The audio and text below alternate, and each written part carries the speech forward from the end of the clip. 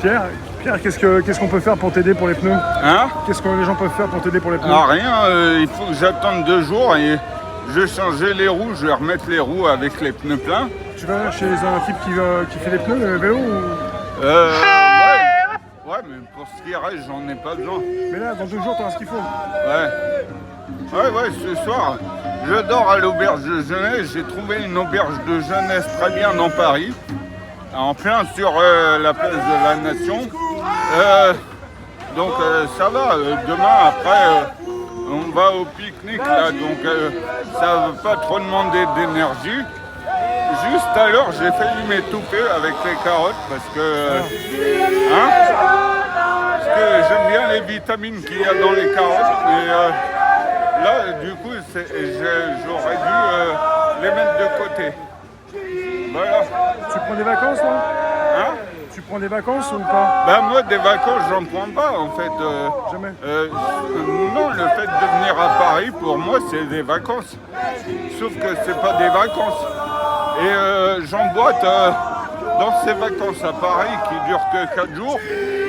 J'emboîte des autres vacances et là ce coup-ci c'était Beauvais.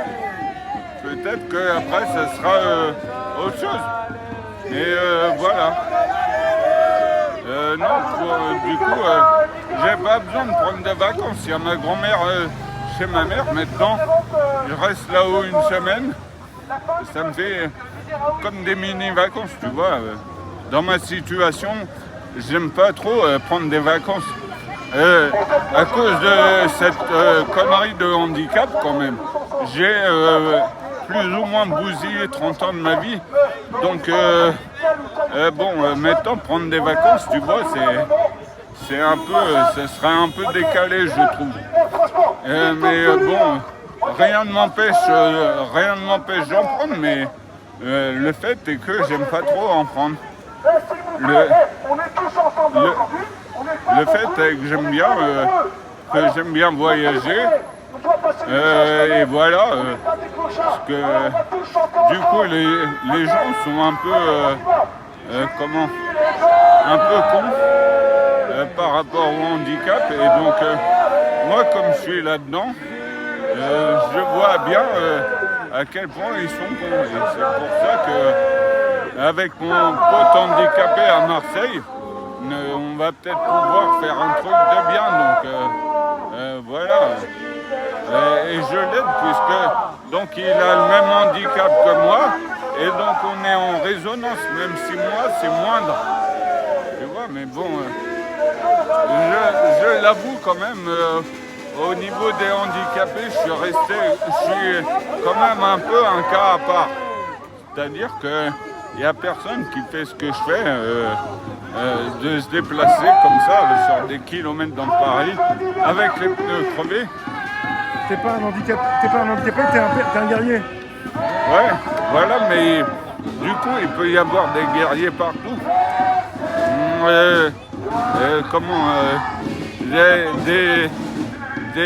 Des guerriers, excusez-moi des mots, quoi.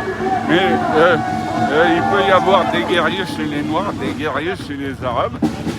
Il y a aussi, un guerrier chez les handicapés.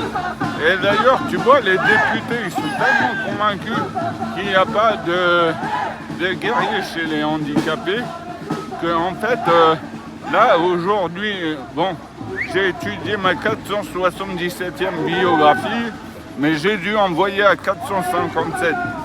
Sur les 457, il n'y en a que 10 qui m'ont répondu, tu vois. Il faut croire qu'ils se disent... Est-ce que tu sais, j'écris à la main et moi, quand j'écris à la main, j'ai une écriture comme un mec de 6 ans, quoi.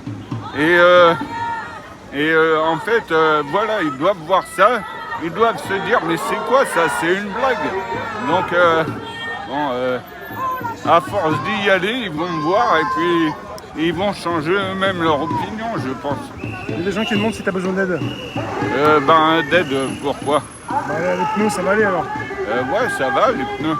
Si vous voulez me payer un café, je veux bien. Ça c'est une aide que je veux bien. Même le restaurant, parce que, en fait, ça serait mon rêve si j'étais riche. de manger au restaurant. Mais tu vois, quand tu penses aux députés, à tous ces gens qui font n'importe quoi, même si j'étais riche, voilà, bon, comme je vous le dis, il y a des coups où je pense à manger tout le temps au restaurant, mais il y a d'autres fois où je me dis, non, finalement, tu vois, par exemple, de dormir en auberge de jeunesse, je vois pas l'intérêt d'aller dormir dans un 4 étoiles. Enfin, qu'est-ce qu'il y a de plus pour... Enfin, moi, je vois pas trop la différence. Alors, bon, c'est vrai que j'aime pas dormir en dortoir, mais tu vois, je réfléchissais en fait, l'auberge de jeunesse de Paris, elle est tellement bien que en fait, je suis prêt à redormir en dortoir. Et en fait, c'est ma grand-mère qui me dit, ouais, te mets pas en dortoir. Elle m'a convaincu moi-même que c'était pas cool d'aller en dortoir, alors que je pourrais y aller, mais bon, je suis bien aussi tout seul, voilà. Donc voilà, comment, voilà. Merci Pierre. Qu'est-ce que je peux te dire d'autre? Bon courage Je peux pour te la dire suite, que voilà, donc je vais je me promène et en fait tu vois ça me permet de rencontrer des gens, les gens qui sont comment pas ouverts au handicap et même qui rejettent ça, et ceux qui sont ouverts. Par exemple à Beauvais j'ai trouvé des gens quand même par 2 fois en un jour j'ai trouvé des gens qui m'ont filé un bon coup de main. Et comme je te disais, j'ai vu aussi celui qui est là, qui est le garçon de café qui n'était pas ouvert et que en fait il m'a niqué en me faisant payer sa bière à 4,70 €. Mais voilà, du coup je cherche et puis va savoir, peut-être que ça pourra changer les choses au niveau des handicapés, parce que c'est grave quand même ce qui se passe, tu te rends compte pour mon pote qui est handicapé, qui a le même handicap que moi, hein, mais à la puissance 10, et le mec il se lève et il sort pas de chez lui la journée et il se couche le soir, donc c'est un peu triste, et mon but c'est un peu d'essayer lui donner des activités, mais bon, je sais pas s'il se rend bien compte de ce On te que... dit qu'il y a 39 rue Hermel jusqu'à 18h pour les pneus fauteuils. Ah ouais, Mais t'as ce qu'il faut déjà, c'est ça? ouais, non mais en Merci. fait je m'en fous, tu vois, j'aime pas les fauteuils, voilà, c'est comme toi, D'ici 2 jours, c'est bon, ça va être réglé. ouais, c'est comme toi, tu vois, j'ai envie de dire, tu te fais accompagner par les flics, mais si t'en as un qui crève un pneu ou qui se casse une jambe, bon, ouais.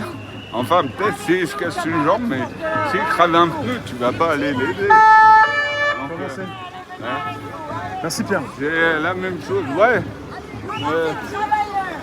Merci. Ouais, ben de rien. Allez, c'est bon, là, on fait des pauses régulièrement, donc ça me permet de reprendre mon souffle. Parce que, comment à pousser, c'est compliqué.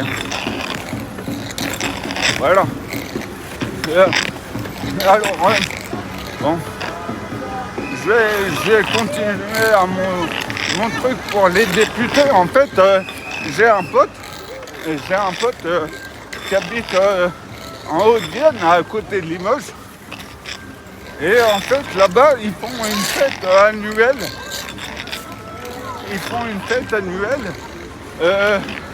Qui s'appelle la fête de la montagne limousine. Et en fait, l'an dernier, j'y suis allé.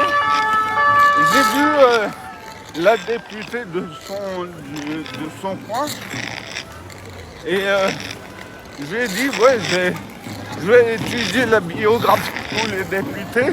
Mais bon, tu vois, je lui ai dit, je vais dans l'ordre des départements. Elle, c'est 87, donc quand j'étais au département 15 ou 16, c'était pas que j'allais au bout, mais là, je suis certain que je vais au bout. Et d'ailleurs, elle, cette députée, j'ai étudié sa biographie. Voilà. Donc, bon. Alors, regarde, on est bientôt arrivé. Oui, c'est la fin. Ouais. Du coup, ouais, parce que honnêtement, c'est un peu dur. Aujourd'hui, j'espère que ça ira mieux avec mes pneus. Désolé. Ah, mais c'est pas grave, c'est pas ça. Bon, tu vois pas, moi, très dedans. Non, mais ça, il faut le dire.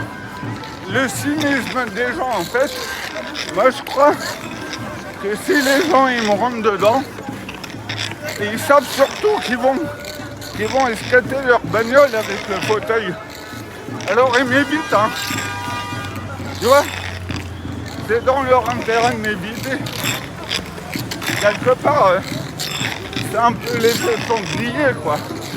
Un sanglier sur la route, t'évites. Même si t'en as rien à foutre. Ouais. Je te laisse continuer. Hein. Ouais, merci. Hein. Garde un peu ton énergie. Merci Pierre. Ouais, non, mais je vais les garder. Merci. Fais attention. Ouais.